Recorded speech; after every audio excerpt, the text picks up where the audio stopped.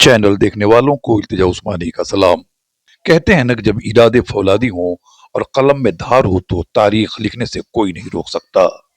UPSC 2025 के नतीजों ने देश भर में तहलका मचा दिया, लेकिन इस पूरी कामयाबी के शोर में एक नाम सबसे ज्यादा गूंज रहा है। वो है AR राजा मोहिउद्दीन। राजा ने न सिर्फ ऑल इंडिया रैंक में 7वीं पोजीशन हासिल की, बल्कि टॉप 10 की लिस्ट में जगह बनाने वाली देश के इकलौते मुस्लिम जांबाज बनकर उभरे हैं।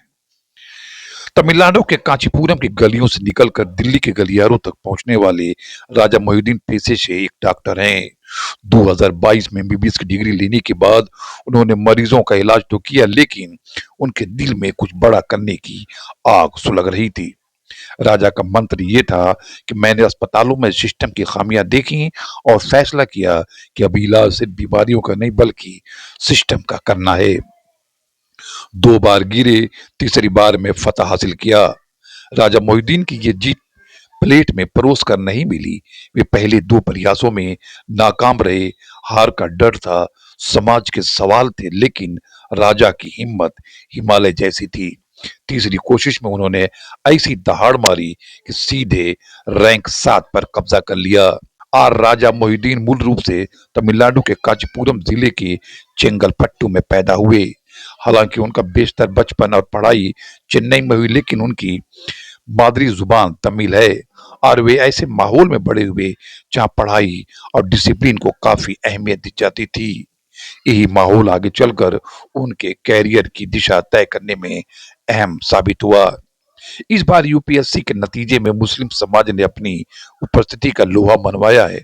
आंकड़े हैरान कर देने वाले हैं और विरोधियों की बोलती बंद करने वाले भी हैं। पिछले साल जहां सिर्फ 26 मुस्लिम उम्मीदवार कामयाब हुए थे, इस बार ये तादाद दोगुनी होकर 53 पहुंच गई है। इस बार बेटियों ने भी अपना दम दिखाया है।